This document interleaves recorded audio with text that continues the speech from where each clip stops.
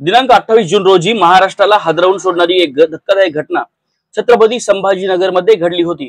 हरिभक्त परायण संगीताताई महाराज पवार यांची 2 मुलांनी त्यांच्याच आश्रमात दगडाने ठेचून हत्या केली होती। या घटनेने संपूर्ण वारकरी समुदायात एकच खळबळ उडाली होती। वैजापूरच्या चिंचळगाव परिसरात ही घटना घडली त्यानंतर पोलीस या आरोपींचा शोध घेत होते। ज्या 2 तरुणांना पोलिसांनी काल अटक देखील केली, पण या घटनेच्या मागचे काही धक्कादायक खुलासे बाहेर आले आहेत। संगीताताई महाराज यांची हत्या का केली याचाही खुलासा आता झाला आहे। काय आहे ते धक्कादायक खुलासे, ते 2 आरोपी कोण होते आणि संगीताताई महाराज यांची हत्या का करण्यात आली, पाहणार आहोत या व्हिडिओच्या माध्यमातून। नमस्कार, मी विकास, आपण पाहतात गुरुकृपा मराठी। हबप संगीताताई पवार यांची दिनांक 28 जून रोजी 2 अज्ञात मारेकऱ्यांनी दगडाने ठेचून हत्या केल्याची घटना घडली होती। त्यांच्या हत्येचं नेमकं कारण काय होतं ते अजून स्पष्ट झालं नव्हतं।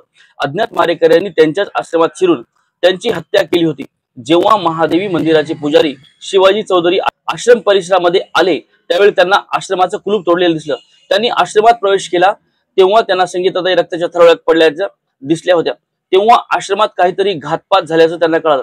लगेच त्यांनी पोलिसांना या घटनेची माहिती दिली। त्यानंतर पोलीस अधिकारी आणि कर्मचारी आपल्या श्वान पथकासह घटनास्थळी दाखल झाले। त्यावेळी पोलिसांनी वेगाने या प्रकरणाची तपास चक्री फिरवली, पण ही हत्या कोणी आणि का केली असावी असा प्रश्न त्यावेळी त्यांच्या समोर होता। कीर्तनकार संगीताताईचे वडील अण्णासाहेब पवार यांनी एक धक्कादायक खुलासा केला होता।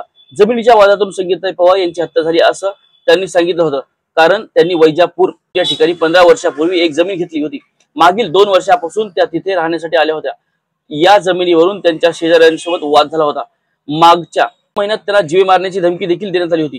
त्या संदर्भात 14 एप्रिल रोजी वीरगाव पोलीस ठाण्यामध्ये शेजारच्या चौधरी कुटुंबाच्या विरोधात त्यांनी तक्रार दिली होती। त्यामुळे पोलिसांनी पहिल्यांदा चौधरी कुटुंबियांना गृहीत धरलं होतं।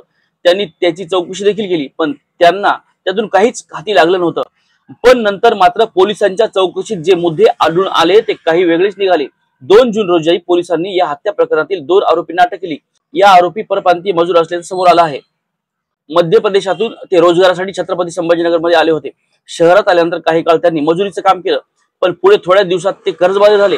त्यामुळे त्यांनी कर्ज फेडण्यासाठी चोरी करण्याचा निर्णय घेतला। यासाठी त्यांनी चिंचगाव मंदिराची दानपेटी चोरण्याचा प्लॅन केला होता। त्यांच्या या चोरीचा एक व्हिडिओ देखील सध्या पोलिसांच्या हाती लागला आहे आणि सोशल मीडियावर देखील तो व्हायरल झाला आहे। हा प्रकार संगीताताई यांच्या हत्येच्या दिवशी झाला होता। त्यावेळी संगीताताई पवार यांनी या दोघांना पाहिलं असावं, त्यामुळेच त्यांनी संगीताताई यांचा खून केला असं सांगितलं जाते। निव्वळ चोरीच्या उद्देशातून कीर्तनकार हरिभक्त परायण संगीताताई महाराज यांची हत्या केली गेली आहे। पोलिसांना आणि त्यांच्या वडिलांना जो जमिनीचा वादाचा संशय आला होता तो आता दुसून पोलिसांनी आधीच्या मुलांना या हत्येसाठी गृहीत धरलं होतं।